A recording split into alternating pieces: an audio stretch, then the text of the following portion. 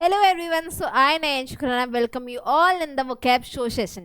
I hope आप सारे vocab show देख रहे होंगे और अपनी वोकैबलरी को एनरिच कर रहे होंगे। तो जल्दी से स्टार्ट करते हैं आज का सेशन। तो आज के सेशन में वोकैबलरी वर्ड्स स्टार्ट करने से पहले हम क्या करने वाले हैं, हम रूट वर्ड्स से कुछ पढ़ेंगे। रूट वर्ड्स क्या होता है? ऐसे कुछ वर्ड जो बाकी वर्ड से मिलके जिसका मीनिंग सेम हो जाता है। जैसे फोबिया, फोबिया हमारा है रूट वर्ड। तो अब रूट वर्ड फोबिया का मीनिंग तो सबको पता है कि फोबिया का मीनिंग क्या होता है। फोबिया का मीनिंग होता है फियर और हॉरर, मीन्स किसी चीज से डर लगना। लेकिन उस पर बेस्ड हम कुछ वर्ड्स पढ़ेंगे जिनका मीनिंग आप में से कुछ को पता होगा, आप में से कुछ को नहीं पता होगा। तो जल्दी से कॉपी पेन लेके बैठ जाइए और लिखते जाइए साथ साथ में।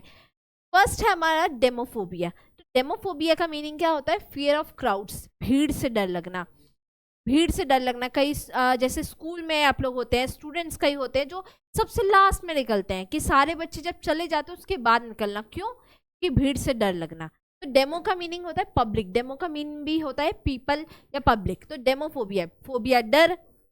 नेक्स्ट आपका थियोफोबिया, फियर ऑफ गॉड्स और रिलीजन, कि भगवान से डरना या रिलीजन से डरना, वो होता है थियोफोबिया। लाइक थियो, थीस्ट, कहते हैं ना कि बिल्कुल भगवान में विश्वास रखता है। नेक्स्ट है आपका क्लॉस्ट्रोफोबिया। क्लॉस्ट्रोफोबिया बहुत लोगों से आपने सुना होगा कि मुझे बड़ा ही क्लॉस्ट्रोफोबिया फील हो रहा है, क्लॉस्ट्रोफोबिक फील हो रहा है, ऐसा सुना होगा। तो उसे कि सफोकेशन से डर लगना। कहीं एनक्लोज्ड स्पेस में, एनक्लोज स्पेस में है आप और वहाँ बहुत सफोकेशन हो रही है, या तो बहुत ज़्यादा लोग हैं या फिर स्पेस की वजह से आपको सफोकेशन हो रही है, दैट इज क्लॉस्ट्रोफोबिया। नेक्स्ट है जूफोबिया। तो अब भाई जहाँ यहाँ पे आ रहा है जू, और जू तो आपको पता है ऐसी कोई जगह, a place where animals live, जहाँ पे एनिमल्स को रखा जाता है। Zoo for just for entertainment purpose. क्यों? कि एनिमल्स की असली प्लेस तो भाई फॉरेस्ट ही होता है, लेकिन just for entertainment, for peoples entertainment हम जू करते हैं। Phobia, fear of animals. Next है आपका लास्ट, पीडोफोबिया। पीडोफोबिया मीन होता है फियर ऑफ चिल्ड्रन, कि छोटे छोटे बेबीज से डर लगना, कि यार वो रोते रहते हैं, इन्फेंट से, चिल्ड्रन से, जो बिल्कुल ही छोटे चिल्ड्रन होते हैं जो बात बात पर रोने लगते हैं या फिर मस्ती करने लगते हैं, उससे डर लगना। तो पीडोफोबिया, जैसे आपने चिल्ड्रन स्पेशलिस्ट देखे होंगे, पीडियाट्रिक्स, चिल्ड्रन स्पेशलिस्ट होते हैं। नेक्स्ट हम कल पढ़ेंगे पीडियाट्रिक्स, गायनेकोलॉजिस्ट, लॉजिस्ट वाले रूट वर्ड्स। ओके, तो पीडियाट्रिक्स कौन होते हैं? चिल्ड्रन के डॉक्टर्स होते हैं। तो pedophobia related to that, fear of children. चलिए, तो आई होप ये आपको क्लियर हो गए होंगे। चलिए अब जल्दी से बढ़ते हैं हमारे वोकैब पे। तो आज के जो हमारे वर्ड्स द हिंदू में यूज हुए थे, जो हमारा आर्टिकल आया था, आज का हमारा आर्टिकल था can of worms based on NEET UG 24 scam. अब पहले तो हम देखते हैं कैन ऑफ वर्म्स का मीनिंग क्या हो गया, कि कैन ऑफ वर्म्स, और ये ईडियम हमने नीट यूजी में यूज किया। ऐसा क्यों? कैन ऑफ वर्म्स होता है ऐसी कोई प्रॉब्लम जिससे आप डील कर रहे हैं, बट वो प्रॉब्लम और क्रिएट होती जा रही है। कैन ऑफ वर्म्स से समझो ना कि एक कैन है जिसमें सारी बीहाइव्स हैं, वर्म्स हैं, तो जब जब उसको सॉल्व करोगे, हाथ डालोगे, तो प्रॉब्लम क्रिएट हो जाएगी। कैन ऑफ वर्म्स का मीनिंग भी वही होता है। फर्स्ट वर्ड आपका है मेटाफर। अब मेटाफर होता तो एक फिगर ऑफ स्पीच है, एक लिटरेरी डिवाइस होता है जिसमें बताते हैं कि सिमिलर, सिमिलर क्या है, लाइक सिमिली होता है, उसमें हम एज वर्ड यूज करते हैं। बट मेटाफर में हम एज या लाइक वर्ड यूज नहीं करते, लेकिन हम कंपैरिजन करते हैं। The way to describe something by comparing it to something else that is different but has shared qualities. ऐसा जरूरी नहीं है कि ह्यूमन बीइंग का कंपैरिजन हम ह्यूमन बीइंग से ही करें, हम किसी से भी कंपैरिजन कर सकते हैं उसका। तो वो होता है मेटाफर, फिगर ऑफ स्पीच। वो ऐसा जरूरी नहीं कि सेम हो, बट क्वालिटीज जो है वो सेम शेयर कर रहा हो। Like the classroom was a beehive. Classroom क्या है? मधुमक्खी का छत्ता है, बीहाइव। अब ऐसा तो नहीं कि क्लासरूम वही बन गया है कि वहां पे मधुमक्खियां आ गई हैं, वो बीज आ गई हैं, ऐसा नहीं है। क्लासरूम को कंपेयर किससे किए? बीहाइव से। Buzzing with young mindset work, कि जो बच्चे हैं बिल्कुल बज कर रहे हैं, कि सोच रहे हैं या बातें कर रहे हैं। तो मेटाफर होता है कंपैरिजन करना। I hope this is clear to you. Okay, चलिए तो नेक्स्ट वर्ड पे आते हैं हम, डॉग्ड। अब डॉग्ड का मीनिंग क्या होता है? कि डॉग्ड का मीनिंग होता है showing persistent effort, not giving up easily, जैसे आप लोग कर रहे हैं कि बैंक के एग्जाम में बिल्कुल ही परसिस्टेंट एफर्ट करना है, गिविंग अप नहीं करना। मैं हर क्लास में आपको बोलती हूँ, अगर आपसे क्वेश्चंस आज नहीं हो रहे हैं तो कल होंगे, कल नहीं होंगे तो परसों होंगे, but you don't have to give up. जिद्दी हो जाना बिल्कुल नहीं, चाहिए ही तो चाहिए, जब तक मिल नहीं जाता उसके लिए बिल्कुल एफर्ट्स करना। हर dogged pursuit of the answer led her to read numerous books, कि उसको आंसर ढूंढना था तो वो बिल्कुल बुक्स पे बुक्स पढ़ता गया जब तक उसको आंसर नहीं मिला। इसका सिनोनिम हम यूज कर सकते हैं, जैसे डॉग्ड का सिंपल वर्ड में अगर हम चाहें तो stubborn will be the word. Okay guys, चलो नेक्स्ट है आपका होमोजीनियस। अब आपने साइंस में पढ़ा होगा हेट्रोजीनियस होमोजीनियस होता था। तो हेट्रोजीनियस तो क्या होता था कि बिल्कुल डिफरेंट, और homogeneous same type. To make things uniform और सिमिलर, कि समान करना, चीज़ों को सेम करना, सिमिलर बनाना। The schools uniform homogeneous the appearance of all its students. क्यों? यूनिफॉर्म सभी के लिए सेम होती है, सारे स्टूडेंट सेम पहन के आते हैं। उसको क्या हो गया, जब होमोजीनियस हुई तो वो सारे स्टूडेंट सेम लगने लगे, सिमिलर कर देना। नेक्स्ट वर्ड है लीन। लीन मीन होता है थिन, कि बिल्कुल पतले होना, being thin and fit.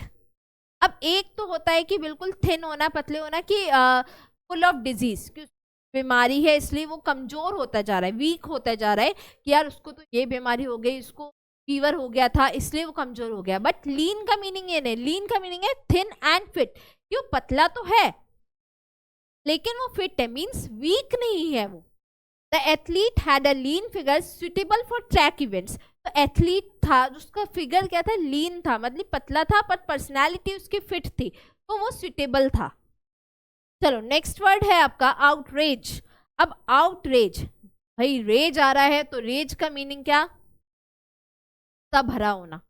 A strong feeling of anger and shock, बिल्कुल किसी चीज की बहुत ज्यादा स्ट्रॉन्ग फीलिंग होना, कि गुस्सा होना, outrage.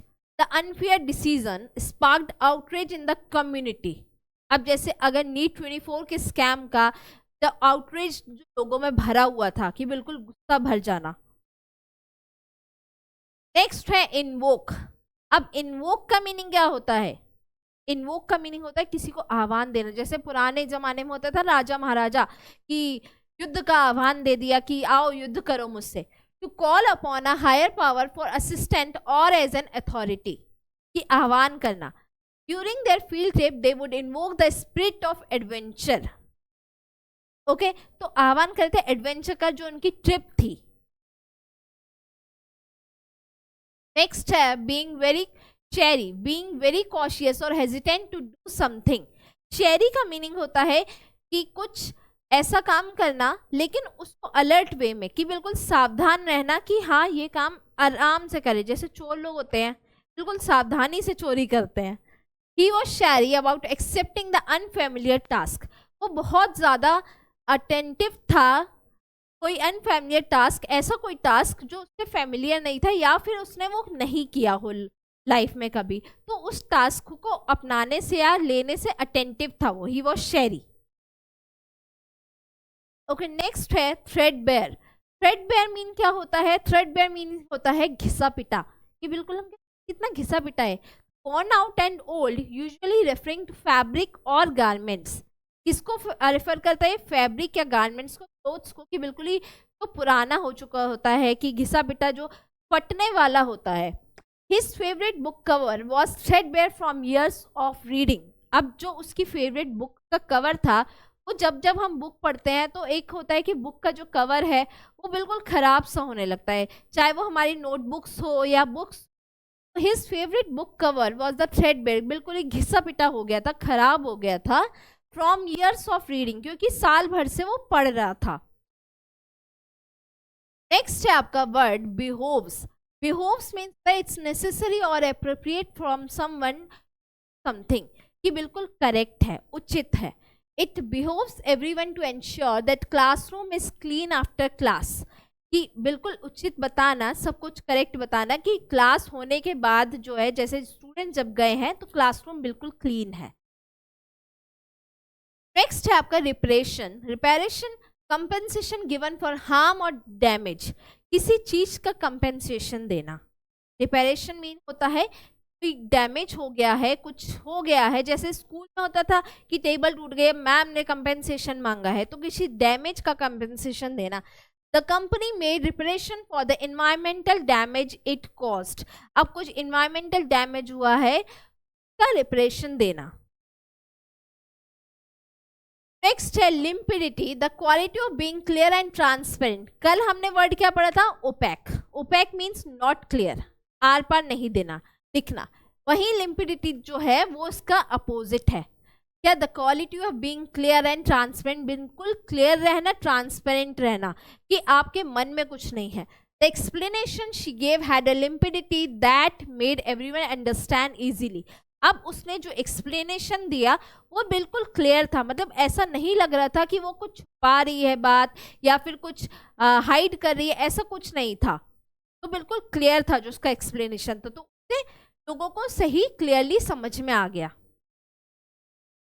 Okay, now phrasal verb है। एज आई टोल्ड यू कि फ्रेजल वर्ब क्या होती हैं? फ्रेजल वर्ब्स होती हैं जो वर्ब विथ प्रपोजिशन से मिलके बना होता है, जैसे डॉग्ड and by is preposition, dogged verb and by preposition. So this phrasal verb means to be persistently troubled or burdened by something, किसी चीज से burden होना कि troubled होना। तो अब जो आज का आर्टिकल था उसके कॉन्टेक्स्ट में क्या रेफर कर रही थी? It refers to need being consistently affected by various issues, बहुत सारे वेरियस इश्यूज आ रहे हैं जिससे वो अफेक्टेड हो रहा है। नेक्स्ट है carried out, this means to execute और परफॉर्म अ टास्क, जैसे कैरी फॉरवर्ड, कैरी आउट कि एग्जीक्यूट करना, कैरीड आउट मीन होता है एग्जीक्यूट करना या कोई टास्क परफॉर्म करना। अब इस कंटेक्स्ट में जो आज का हमारा द हिंदू का आर्टिकल है उस कंटेक्स्ट में हम इस फ्रेजल वर्ब का यूजेस सीख रहे हैं सो दैट आप उसका यूज अच्छे से क्लियरली सीख पाए। It is used here to describe the process of conducting the analysis, कि कंडक्ट करना, एनालिसिस कंडक्ट करना, carried out the things. Next है लेड आउट। अब this phrasal verb means to explain और present something clearly and carefully, कुछ चीजें या कुछ पॉइंट्स बिल्कुल क्लियरली और केयरफुली बताना सब कुछ। In the passage it refers to the initial presentation of charges और एक्यूजेशंस, जो भी चार्जेस लगे हैं, एक्यूजेशंस लगे हैं, उसको क्लियरली प्रेजेंट करना। ओके, तो आई होप ये आपको सभी को क्लियर होगा। जो भी आज हमने वोकैबुलरी वर्ड्स याद किए हैं, रूट वर्ड्स करा है एंड फ्रेजेस किए हैं, वो आपको सब कुछ क्लियर है। तो जल्दी से कमेंट सेक्शन में बताइए। Okay, thank you so much.